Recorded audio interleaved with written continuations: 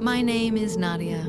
I was a student at Hargrove Girls Boarding School for 3 years before everything happened. And I want to be precise about that before everything happened.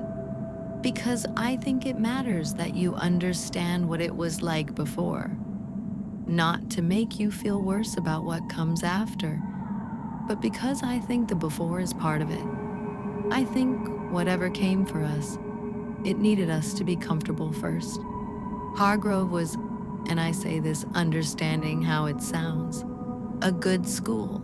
I know. Believe me, I know. But it was. The food was terrible, in the way all school food is terrible, but there was always enough of it. The teachers ranged from boring to actually quite brilliant. The grounds were beautiful in a slightly overgrown way, like the school had once had money for a proper gardener and had decided at some point that character was better than trimmed hedges. There was a chapel that nobody used for actual worship anymore, just storage for the drama department. There was a swimming pool that was always exactly 2 degrees too cold. There were 4 dormitory houses: Whitmore, Alderton, Birch, and mine, Callaway. In Callaway, on the 3rd floor, I had a room I shared with a girl named Grace Adeyemi. We had been roommates since year 9.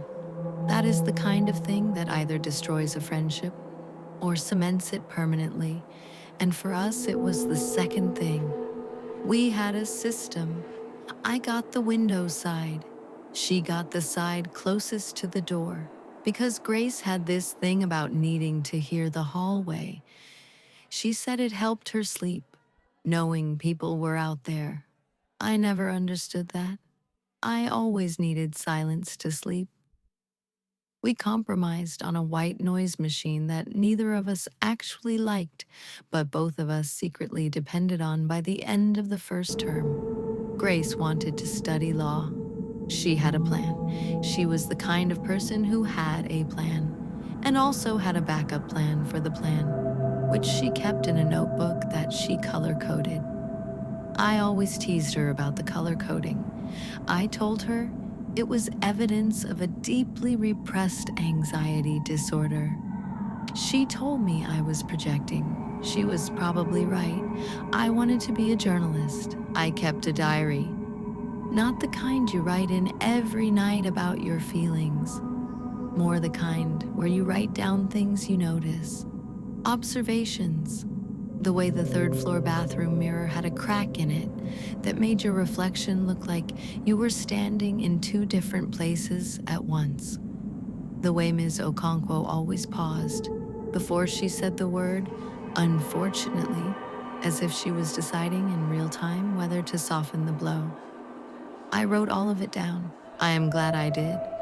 And I am also, depending on the day, sorry I did, because it means I remember everything.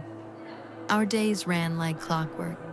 Breakfast at 7, first bell at 8, 4 lessons before lunch, 2 after, dinner at 6:30, lights at 10 for the younger years, 11 for us. There were rules about phones and rules about boys, and rules about leaving the grounds without a permission slip. And like any rules at any boarding school, they were obeyed just enough to avoid serious consequences, and broken constantly in the small, creative ways that are the actual education you get at a place like Hargrove. I had 4 close friends. Grace, obviously. Then Portia, who was wickedly funny and entirely too comfortable with confrontation. Sena, who was quiet in a way that meant she was always the one who'd actually read the room correctly, while the rest of us were still arguing. And Amara. Amara was different. I want to say that carefully, because different is a word people use to be cruel sometimes, and I am not being cruel. Amara was just built differently than the rest of us. She noticed things, not the way I noticed things. I noticed things and wrote them down as curiosities. Amara noticed things and became visibly disturbed by them. She had a history of what the school politely called episodes, moments where she became convinced of things she couldn't prove, saw things no one else could confirm. The school knew about it. Her parents knew about it. She was on medication. She was, in the most clinical and also the most insufficient way, fine. We were all fine. We were all completely fine. Until we weren't. It didn't start with anything dramatic. I want to be clear about that too, because in stories, the bad thing always starts with something dramatic. A door slamming, a face at a window, a noise that can't be explained. And maybe those things happened eventually. But the first thing, the very first thing, was just a feeling. A feeling that the school was somehow less warm than it used to be. Not temperature. The radiators were all the same. I mean, something else, something harder to name. Like the way a room feels different when someone who used to fill it with their personality has left. The school felt emptied of something, and for weeks, I couldn't identify what. Then the behavior started. That's what I'm calling it. The behavior. Because it wasn't one thing, it was a pattern. And I only understood it as a pattern when I sat down later and looked at my diary entries from those weeks and saw that I'd written the same word over and over, not knowing I was doing it. Wrong, wrong, something wrong, feels wrong today, wrong. BC in year 11, who was one of the most academically focused people in the entire school, was found outside at midnight, digging in the flower beds with her hands. She couldn't explain it. She said she heard something under the ground and needed to check. They took her to the school nurse. The nurse put it down to stress. End of term pressure. Chiamaka, in my own house, my own year, stopped eating for 3 days. Not a diet, not a protest. She said food tasted like something had been taken out of it. Like it was almost food, but not quite. And there were arguments. Unprompted, vicious little arguments that flared up and died and left everyone confused about what they had even been about. Girls who had been best friends since year 7, screaming at each other in the corridor over nothing, genuinely nothing, and then standing there afterwards looking at each other like strangers who'd woken up mid-fight. I told Grace it felt like the school had a fever. She said that was very poetic and also deeply unhelpful. She said there was probably a logical explanation, and I should stop trying to make it into something. I said I wasn't trying to make it into something, I was just observing. She said observing was my word for making things into something. We both laughed. It was one of the last normal conversations we had. And through all of it, through the crying and the midnight flower bed incident and the arguments and the strange silences, Amara said nothing. She just watched. And when I made eye contact with her across the dining hall one evening, she looked at me with an expression I had never seen on her face before. Relief. Like she was relieved that the rest of us were finally starting to feel it too. Grace wasn't at breakfast. This was not by itself unusual. Grace sometimes slept through her alarm, and when she did, she would skip breakfast and go straight to first lesson, which she always regretted by 10 o'clock when hunger turned her slightly mean. I saved her a muffin, blueberry, her favorite, and put it in my bag. She wasn't in first lesson either. I told myself she was in the nurse's office. I told myself she had a dental appointment. She'd been complaining about a tooth for weeks. I told myself the 12 different boring explanations in order, each one slightly less convincing than the last, Until, by the time lunch came and there was still no Grace, I had run out of boring explanations and was standing in the corridor outside our room, which was locked, and trying to remember the last time I had actually seen her, the night before. Dinner, she'd been quiet. I'd noticed and not said anything because I was tired, and because Portia was being funny, and because Grace was entitled to be quiet sometimes. She'd said goodnight. I'd said goodnight. I'd put my headphones in. I'd fallen asleep. I had not heard her leave. By 3 o'clock, the school knew. Not officially. Nothing was official. They were very careful about that. But the way a boarding school always knows, through the particular osmosis of shared walls and sharp ears and the fact that you cannot whisper in a stone building without it carrying somewhere. Grace was missing, and she was not the only one. Yemi from Alderton House, gone. Chidera from Birch, gone. A younger girl, year 9, whose name I didn't know, who everyone called Pepper for reasons that were never fully explained. Gone. What I understand now, and couldn't fully articulate then, is that the school administration made a decision in those first hours that shaped everything that came after. They decided, and I believe this was a decision made by frightened people who made it quickly and defended it long after it stopped making sense, that the worst thing that could happen would be for this to become a story. A school where girls had gone missing in the night, the legal exposure, the reputational damage, the families, the journalists. So they locked the gates and they told us it was a precaution for our safety while they investigated, and they took all the phones at dinner for safekeeping, they said, just while things were being sorted out. And they cut the landlines in the common rooms, which they explained as a fault with the line. And they stood there and looked us in the eyes and told us we were safe.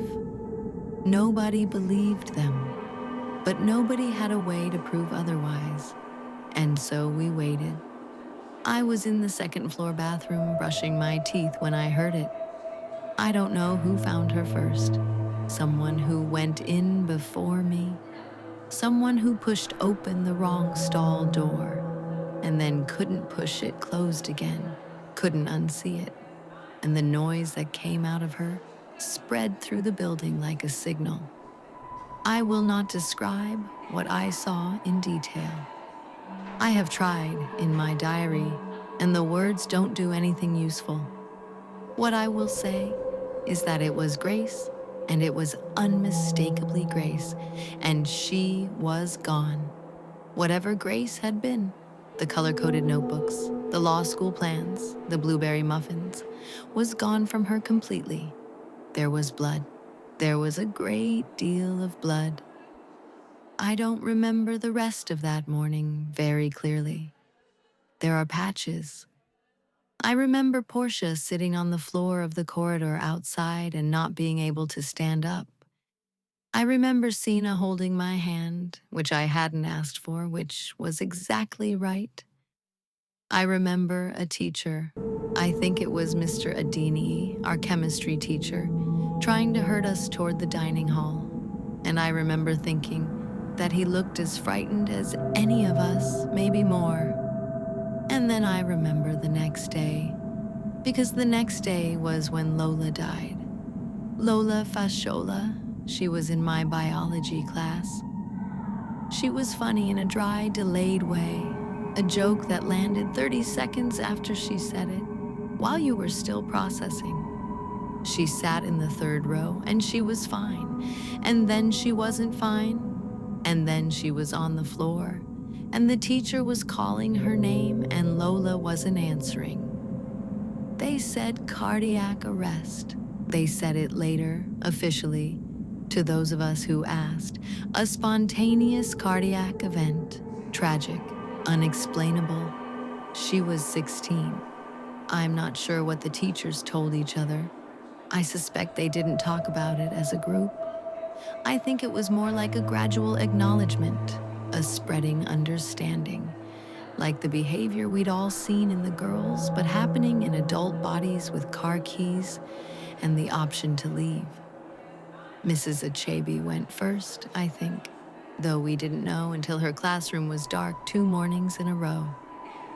Then the deputy head, who had a young child at home and who left a note on the staff room door that I never read but that Portia did. And Portia said, it just said, I'm sorry. Then the others in ones and twos until we woke up on a Tuesday morning and walked to breakfast, and there was no one standing at the front of the dining hall. Just us. About 60 of us remained. The school at full capacity held 214 students, but a fair number of girls had been taken home in the days since the lockdown. Parents who'd heard enough from their daughters, who'd driven to the gates and shouted until someone opened them and handed their child over. The administration had let those girls go, I think, because it was the only way to keep the ones who remained from rioting. A kind of pressure valve. What they hadn't anticipated or had anticipated and decided to accept was that 60 unsupervised teenage girls in an increasingly frightening building would not remain calm. Most of them didn't. I tried. Sana organized us. I want to be accurate about that. It wasn't me. It was Sana. Because Sana was the one who had been reading the room correctly all along and had apparently been quietly preparing for exactly this possibility. She made lists. She took stock of the kitchen stores and rationed them. She organized watches at night, 2 girls awake at any time, patrolling the corridors in pairs, trading off every 2 hours. It was Sina's night watch that first told me about the heels. Portia was on watch that first night. She came to me the next morning with a face I hadn't seen on her before. She usually looked like she had the upper hand, even in the worst situations, and that night she looked like someone had taken it from her. She said, "There's someone else in the building." I said, "What do you mean?" She said, "I mean, we were in the east corridor and we heard footsteps, clear as anything, like someone walking, a woman by the sound of it. High heels, click, click, click, click. On the floor above us," she said, clear as anything. I wrote it in my diary. I wrote, Portia and Yuande heard something last night. Footsteps, they think. Probably the building settling. Old buildings do that. I wrote probably. I already wasn't sure. I want to tell you about Amara here because I think she was the key to all of it. And I keep losing her in the telling because she was so quiet about it. Amara had been saying, for weeks, since before the disappearances, since back when we still had teachers and phones and normal days, that she had been seeing a woman in the corridors at night. Not hearing, seeing. A woman in white, she said, with her back to you, always just at the end of the corridor, always just turning a corner before you could see her face. She said it had been happening since the eerie weeks, since the girls started behaving strangely. We had, to our collective shame, been unkind about this. Not vicious. We were her friends. Most of us liked her. But the particular unkindness of people who are slightly frightened by something they can't validate. We said, "That's your brain, Amara." We said, "You've been off your medication, haven't you?" We said once, when we were tired and frightened and turning our fear outward the way frightened people do, "Amara, please, not now." She had stopped telling us. She had gone quiet in the way of someone who has understood that their reports will not be received. But she kept looking. I could see her looking in the margins of everything, while the rest of us were focused on the obvious catastrophes. Amara was always looking at the corner of the room, the turn at the end of the corridor, the far end of the yard, looking for the woman in white. Blessing found her.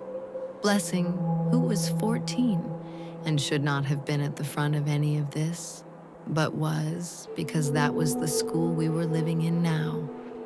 She was in the far corner of the schoolyard, by the wall near the old groundskeeper's shed, lying on her back, arms out, not sleeping. You learn very quickly in a situation like ours the difference between someone sleeping and someone who is simply no longer there. The stillness is different. The color is different. I can't explain it more precisely than that. It was Amara. She had gone out in the night. There was nobody who had seen her go, or nobody who admitted it. The watch had been on the east corridor, and then the west wing, and then back. There was a gap. There is always a gap. And in the gap, Amara had gone to the yard, and whatever she went looking for had found her first. She had a look on her face I keep returning to. Every time I close my eyes in the dark, I see it. It was not the look of someone who was terrified. It was something else. Something that I think might have been recognition. Like she had finally, in the last moment, seen the face she'd been trying to see for weeks. I hope that is true. I hope what she found at the end was not what I think it was. We said terrible things about Amara in the weeks when we were still trying to explain her away. I am going to say that plainly because I think it matters. We called her the schizophrenic, not to her face, not as cruelty exactly, but in the way you label something when you want to contain it, when you're frightened by it and want the label to keep it at a safe distance. Oh, that's just Amara's thing. She's not well. Her brain lies to her. Her brain was not lying to her. I would like, if it means anything, wherever she is, for that to be acknowledged. The footsteps got louder. Not immediately. That would have been too simple. And whatever this was, it was not simple. It took its time. But by the fourth night after the teachers left, it was not just Portia anymore. It was 3 girls on a separate watch on a different floor who'd come back white-faced and barely speaking. It was a group in the West Dormitory who'd heard it move directly above them for nearly an hour. It was Sina, who had been the most practical of all of us, who came to me and said, "I heard it, Nadia. I heard it last night, and it stopped outside my door. I wrote in my diary, the footsteps are real. I don't know what that means yet. I heard them once, myself. I'm saying that now because I buried it in my diary under a lot of other language, and I don't want to do that anymore. I was walking the second floor at 2 in the morning, couldn't sleep, and I heard it. Above me, on the 3rd floor. Precise and deliberate, the heel-toe of someone walking without any hurry, the way you walk when you know where you're going and you know you'll get there. I stood completely still, and the footsteps slowed, and then they stopped, directly above me, and then there was silence for about 30 seconds, and I stopped breathing, and then, click, 1 step, 1 single step, directly above my head. I ran. I am not ashamed of that. I ran, and I don't know that running was the wrong thing to do. Fatima found the assembly hall at dawn, on what I think was the 6th or 7th day. I had stopped being precise about time by then, because precision felt like a luxury. She woke me up. She was shaking. She didn't speak, just took my wrist and walked me there. The doors were open. We couldn't tell if they had been locked before. Inside, it smelled of something I still can't name. Not blood, though there was blood on the right-hand wall beside the stage, where whoever had written those words had used their hand or their fingers or something worse. Not blood, something older than blood. She came for the noise. I thought about noise. I thought about the weeks before it all started. The dining hall in the morning, the arguments, the screaming, the crying, the laughter, the particular sound of 60 girls living loudly in a building built of stone and echoes.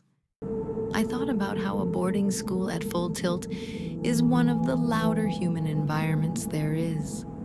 It carries, it fills, it builds on itself. I thought about Amara, watching us from the corners of rooms. I thought about the first girl who heard the footsteps, and how quickly after that the story spread. How we talked about it at dinner, and in our rooms, and in whispers in the dark. The footsteps. The footsteps. Have you heard it? Yes, I heard it. Last night above me outside my door. And how, the more we talked about it, the louder everything became. She came for the noise. We had been so loud. We had grieved loudly and fought loudly and been frightened loudly and called to each other in the dark.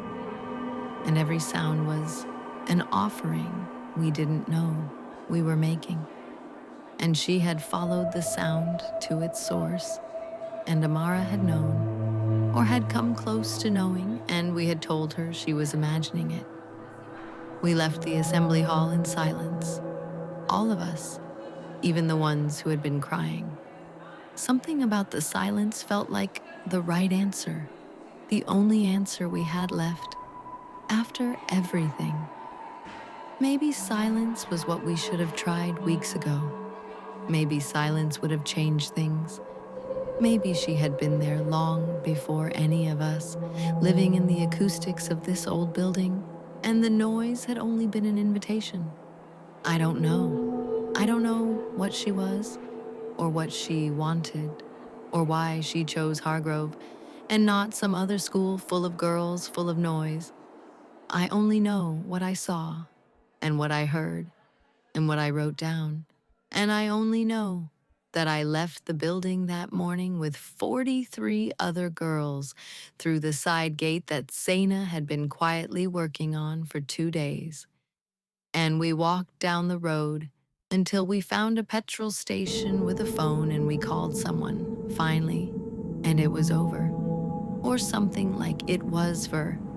The kind of over that means the immediate situation has ended. But the other thing, the thing you carry, that doesn't really end. The investigators found no explanation for Grace. They found no explanation for Lola, or for Amara, or for Yemi, or Chidera, or Pepper. They used words like anomalous and inconclusive, and no evidence of third-party involvement. They did not look, as far as I know, for a woman in high heels. I wrote it all down. I still write things down. Old habit. Last week, I was in a coffee shop, and the woman at the next table was wearing heels. And she got up to leave, and I heard the sound of them on the tile floor. Click, click, click, click. And I was 16 again, standing in the dark of the second floor corridor, not breathing, listening to the single step that stopped directly above my head. I left the coffee shop. I left the city, eventually. I look for silence now. I find it and I stay in it. She came for the noise. I try very hard these days to be quiet,